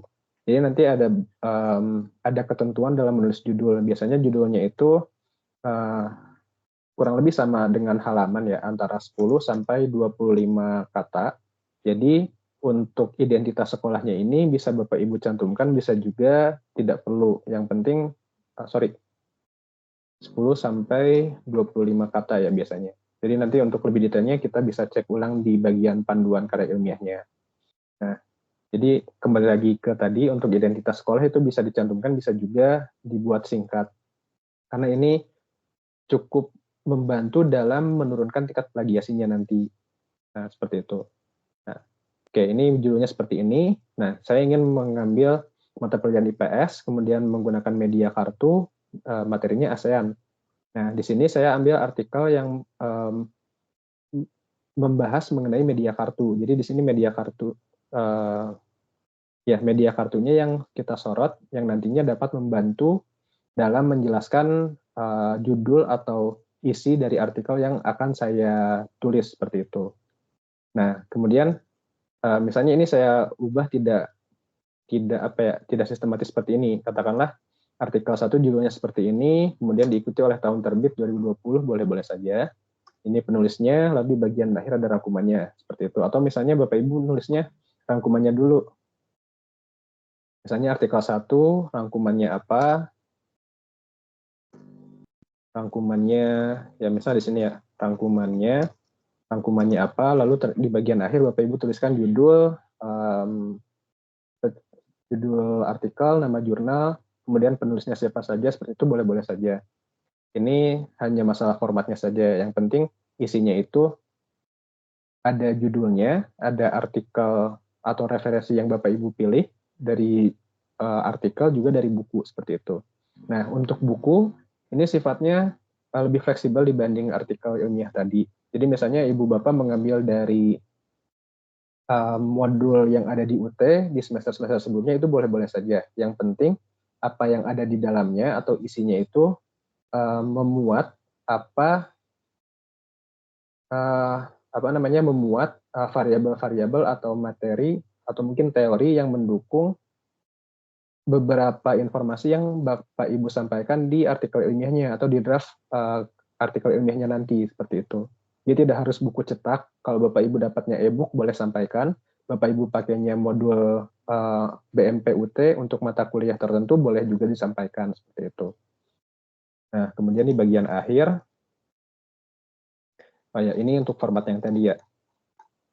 Di bagian referensi buku pun kurang lebih sama. Ada judul, nama penerbit, ada nama penulis. Nah, ada judul, ada nama penerbit, ada nama penulis, ada kota terbitnya, ada rangkumannya. Nah, ini misalnya Bapak Ibu menggunakan BMP, boleh-boleh saja. Nah, kemudian di bagian akhir baru ke kerangka penulisan. Nah, kerangka penulisannya ini mau Ibu Bapak sesuaikan dengan contoh artikel ilmiahnya, itu boleh. Atau misalnya untuk sekarang saya mau buat kerangkanya, misalnya karena sebelumnya saya sudah pernah buat makalah, jadi saya buat seperti makalah saja. Seperti misalnya cover dulu, lanjut ke kata pengantar, lalu ada pendahuluan. Pendahuluannya ini misalnya Ibu Bapak mau jabarkan ada bagian latar belakang, ada misalnya ada rumusan masalah dan lain-lainnya, kemudian ada bagian tinjauan pustaka, lalu ada bagian metode, ada bagian hasil dan pembahasan, ada bagian simpulan, ada bagian daftar pustaka. Nah, kalau Bapak Ibu mau membuat kerangka seperti ini, sah-sah saja, tidak saya salahkan, karena nanti kita mempelajari kerangka yang sesuai itu yang seperti apa. Bukan berarti kerangka ini salah, tapi kondisinya saja yang belum sesuai dengan yang ada di dalam panduan, seperti itu. Jadi intinya, di tugas pertama ini, Bapak Ibu silakan buat judulnya, judul artikel ilmiahnya seperti apa. Ini mau Bapak Ibu adopsi dari laporan PKP nanti, boleh. Mau Bapak Ibu buat baru, boleh juga. Mau Bapak Ibu buat dari hasil penelitian di kelas, silakan. Itu direkomendasikan oleh pihak UT. Kalaupun Bapak Ibu mau membuat seperti review atau ibaratnya kajian pustaka dari beberapa referensi mengenai satu permasalahan, itu boleh juga. Artinya referensinya itu pasti lebih dari 10. Maksudnya pasti lebih dari 5 artikel, lebih dari 5 buku, seperti itu biasanya. Nah, kemudian nanti Ibu Bapak cari referensinya, 5 artikel, 5 buku, dan untuk artikel itu disarankan 5 tahun terakhir, berarti paling lama itu anggaplah 2018 atau 2019. Kemudian di bagian akhirnya membuat kerangka karya ilmiahnya, seperti itu. Nah, kurang lebih itu untuk tugas 1. Bagi Bapak Ibu yang belum mengumpulkan, silahkan ya bisa mulai dicicil. Tapi bagi Bapak Ibu yang sudah mengumpulkan di e-learning, nanti saya coba cek kesesuaiannya. Dan jika memang Bapak Ibu mau memperbaiki, silahkan langsung diperbaiki saja di e-learningnya. Dan untuk tugas 1-2 ini, memang tidak perlu ada bimbingan khusus. Maksudnya silahkan Bapak Ibu kumpulkan langsung di e-learning. Kalau misalnya Bapak Ibu perlu memerlukan bimbingan, bisa coba Bapak Ibu langsung kabari saya di e-learning, di email, atau mungkin di WhatsApp seperti itu. Nah, adapun untuk tugas 3 dan tugas 4 nanti itu baru saya membimbing secara intensif, lebih intens lagi ya untuk pembimbingannya, karena itu mendekati bagian final dan ya bagian terpentingnya seperti itu. Ya, itu untuk tugas 1. Silakan apabila Bapak Ibu ada pertanyaan disampaikan saja ya.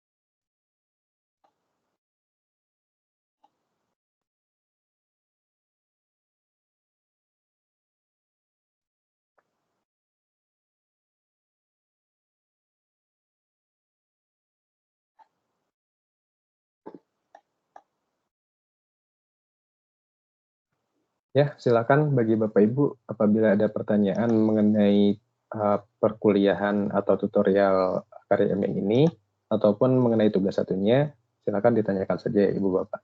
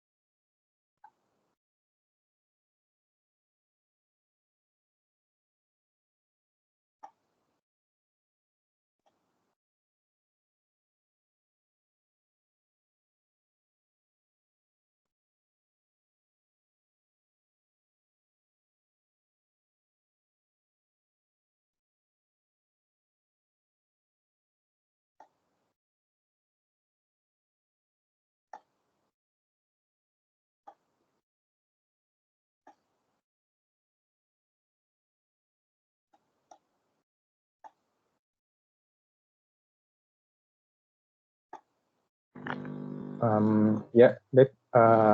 Saya sampaikan juga bagi Bapak Ibu yang belum bergabung dengan grup WhatsApp, ini linknya saya kirimkan di bagian chat ya. Bisa coba dicek. Silakan bergabung. Kemudian ya saya coba cek ke setiap orangnya ya, barangkali ada pertanyaan. Dari Ibu Evi, barangkali ada pertanyaan Ibu.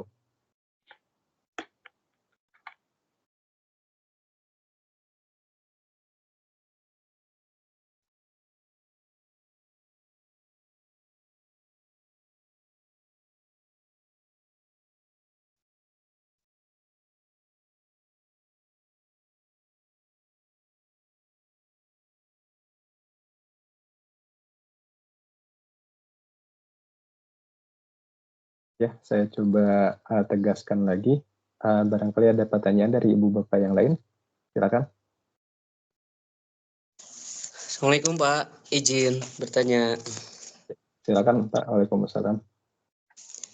Ini untuk sebelum kita nanti mencari referensi baik jurnal maupun artikel dan buku, berarti kita sebelumnya harus menentukan dan membuat dulu judul gitu Pak ya?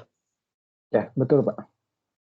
Nah, untuk penentuan judul itu apakah secara mandiri kita atau nanti ada bimbingan khusus, misalkan kita kita meminta masukan misalkan kepada Bapak dalam pembuatan judul kita seperti itu, atau mentahannya aja kita bikin aja sesuai dengan format yang disediakan, nanti ada evaluasi dan penilaian nanti dibahas gitu setelah pengumpulan tugas satu itu, gitu Pak. Gimana Pak? Ya, oke Pak. Untuk teknisnya fleksibel saja ya Pak. Kalau misalnya dari Ibu Bapak perlu berdiskusi dulu mengenai judulnya, silakan. Insya Allah saya ada waktu buat untuk bimbingannya, karena ini masih bagian awal ya Ibu Bapak. Jadi semua judul yang Bapak Ibu ajukan itu pasti diterima. Kemudian jika Bapak Ibu ingin langsung mengumpulkan di e-learningnya itu boleh-boleh saja. Jadi kalau misalnya Bapak sudah cukup yakin dengan judulnya, langsung dikumpulkan boleh. Kalau misalnya perlu beberapa masukan atau saran dari saya, silakan boleh kabari saja Pak. Iya Pak, terima kasih Pak. Ya, sama-sama Pak Lukman.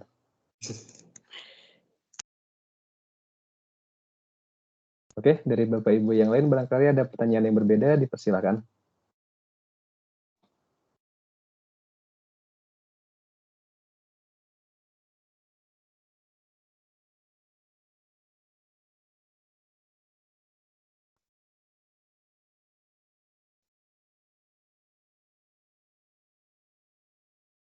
Ya, kalau sekiranya sudah cukup jelas, barangkali untuk pertemuan web pertama ini,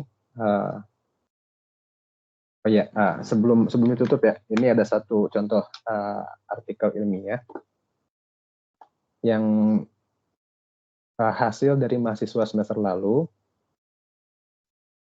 Jadi Bapak Ibu bisa menggunakan format yang sama atau mungkin ada sedikit perbedaan, itu tidak masalah ya. Nah, kurang lebih seperti ini.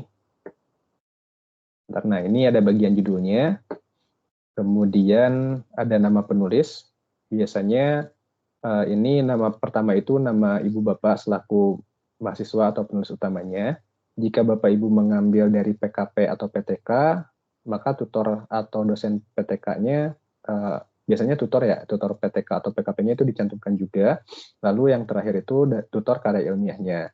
Nah, lalu ini instansinya biasanya dari universitas terbuka, kecuali kalau memang tutor PKP Ibu Bapak itu dari kampus yang lain. Misalnya, dari kampus yang lain biasanya bergantung dari orangnya ya. Kadang dia menginduk ke UT atau ke kampus tempat dia mengajar, seperti itu.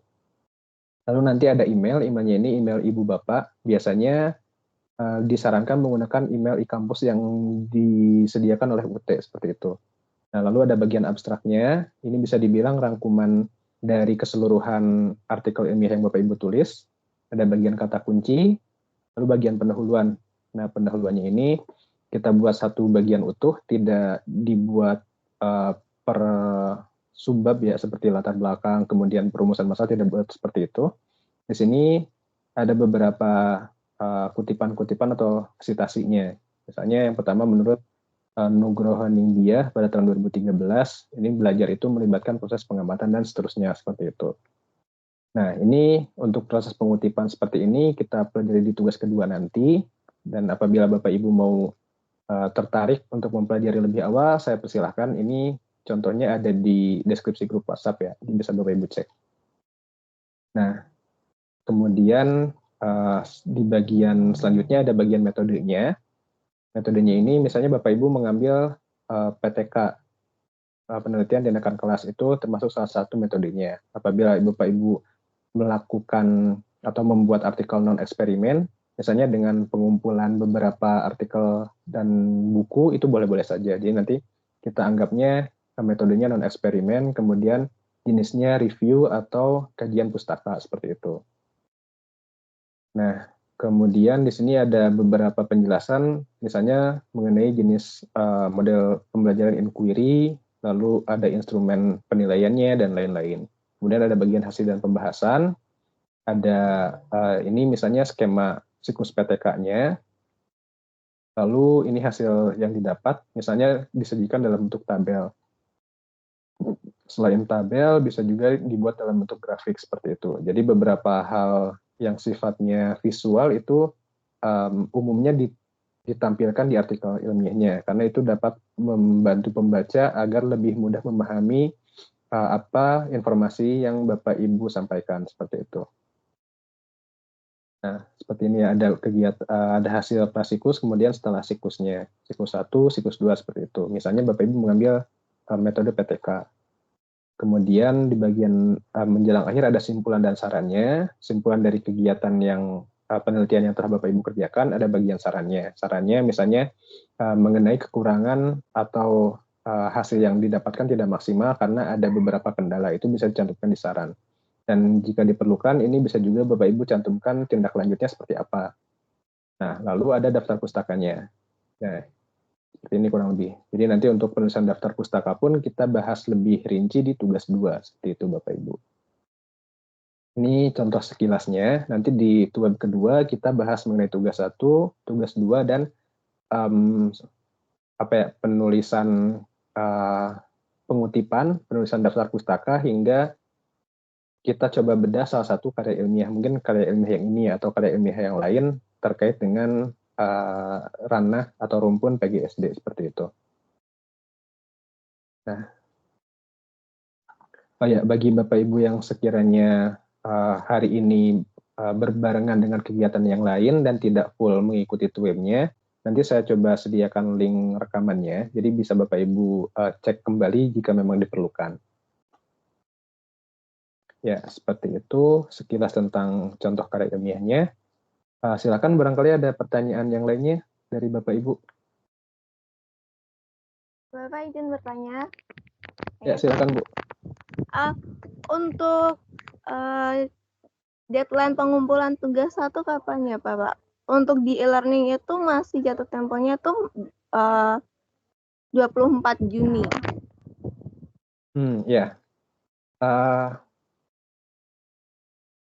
Itu sebelum apa tutorial kedua kah atau sudah? Ya Bu, terima kasih. Jadi ini bisa dibilang salah satu strategi dari UT ya, karena memang untuk karya ilmiah ini ada beberapa mahasiswa yang dalam tanda kutip kurang begitu taat pada peraturan, sering hadir di pekan-pekan terakhir tutorial. Jadi setiap tugas itu diberi kelonggaran pengumpulan sampai ke masa akhir tutorial. Nah, kemudian untuk setiap tugasnya saya sarankan sudah selesai sebelum tutorial webinar kedua. Jadi kurang lebih waktu pengerjaannya itu antara 10 sampai 14 hari ya Ibu Bapak. Baiknya seperti itu, karena nanti di kegiatan tutorial webinar akan kita bahas. Dan kalaupun Bapak Ibu belum selesai, sebetulnya untuk tugas 1-2 itu sifatnya tidak terlalu mendesak, karena tugas 1-2 itu adalah modal bagi Bapak Ibu dalam menyusun karya ilmiah di tugas ketiga nanti. Nah, jika memang Bapak Ibu cukup banyak kesibukan yang lain sehingga tidak sempat mengerjakan tugas 1-2, itu sebetulnya bisa dimaklumi dengan catatan di bagian akhir nanti tetap harus dikerjakan. Tapi alangkah lebih baiknya, sangat disarankan tugas 1-2-nya dikerjakan sebelum kegiatan tutorial webinar keduanya, seperti itu Bu. Untuk tugas 1, sangat disarankan selesai sebelum tugas kedua. Untuk tugas 2-nya, itu boleh dikerjakan setelah tugas kedua, dan apabila selesai sebelum tugas itu lebih bagus juga, jadi bisa kita review sekalian ya, seperti itu. Oke, baik Bapak, terima kasih. Ya, sama-sama Ibu. Ya, untuk Ibu Bapak semua, berdasarkan ketentuan dari UT, untuk tutorial webinar itu dijadwalkan setiap hari Kamis, untuk waktunya itu antara jam 1:30 sampai jam 1:30 atau jam 2 ya, kita mulai jam 2 tadi, sampai jam 4, pokoknya durasinya itu 2 jam. Nah itu jadwal yang disarankan oleh UT. Nah apabila memang kita mau ubah jadwalnya, misalnya selain untuk pekan ini, tuan kedua atau ketiga kita ubah di hari yang lain, misalnya di hari Selasa atau hari Rabu, atau mungkin di hari Jumat, itu boleh-boleh saja, asalkan berdasarkan kesepakatan bersama ya, kita semuanya menyepakatinya. Dan untuk waktunya itu saya batasi hanya Senin sampai Jumat saja, karena untuk Sabtu Minggu mungkin beberapa dari Ibu Bapak ada kesibukan tutorial tatap muka ya di UPBJ-nya masing-masing seperti itu. Nah, kemudian untuk waktunya pun tidak dibatas di siang hari, jika memang Bapak Ibu baru bersedia atau baru senggang di sore hari atau bahkan di malam hari, itu tidak masalah juga. Yang penting tadi ya kesepakatan bersama saja. Nah, lalu yang terakhir sebelum ditutup kalau memang tidak ada pertanyaan, untuk mata kuliah karya ilmiah ini saya tegaskan kembali, ini adalah mata kuliah bisa dibilang apa ya, juru kuncinya ya sebelum Bapak Ibu bisa lulus. Jadi tidak menutup kemungkinan ada mahasiswa yang mengulang. Nah, apabila ada Bapak Ibu yang sebelumnya pernah mengikuti mata kuliah karya ilmiah dan dinyatakan tidak lulus oleh tutor yang sebelumnya, silakan bisa japri saja ke saya. Nanti ada apa ya, ada beberapa tips yang bisa saya sampaikan agar bisa mempermudah dalam penyusunan karya ilmiahnya. Maksudnya sebelumnya mungkin Bapak Ibu pernah membuat artikel ilmiah, tapi karena terkendala entah itu plagiasi atau mungkin terkendala kepenulisan yang sedikit tidak sesuai dengan aturan, itu bisa sedikit diperbaharui. Jadi tidak perlu membuat dari awal lagi, maksudnya seperti itu. Bagi Bapak Ibu yang pernah mengikuti mata kuliah karya ilmiah di semester sebelumnya. Tapi bagi Bapak Ibu yang baru, mari kita belajar bersama-sama bagaimana menyusun karya ilmiahnya ini. Dan apabila memang dari awal Bapak Ibu ada yang punya motivasi lebih, mencoba memulai apa ya, nyicil membuat karya ilmiahnya, silakan saja. Bisa kita coba diskusikan bersama-sama seperti itu Bapak Ibu. Ya, baik, untuk terakhir sebelum saya tutup, bagi Bapak Ibu barangkali ada pertanyaan mengenai pelaksanaan pembimbingan karya ilmiah ini untuk mata kuliahnya, kemudian untuk tugas 1 atau kegiatan tutorial webinarnya, silakan jika ada pertanyaan disampaikan saja.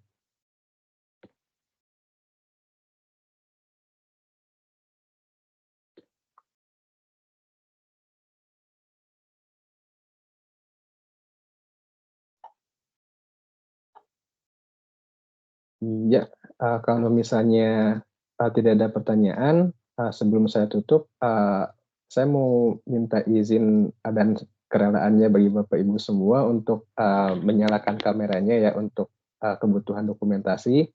Barang 1 atau 2 menit saja ya Ibu Bapak. Mangga Pak.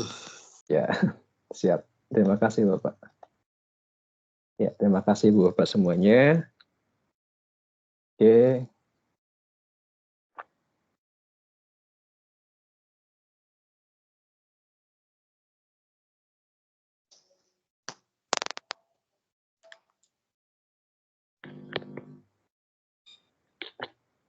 Baik, sebentar ya Ibu Bapak.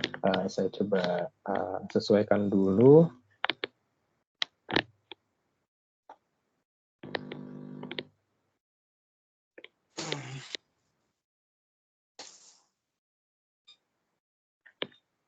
Oke, siap.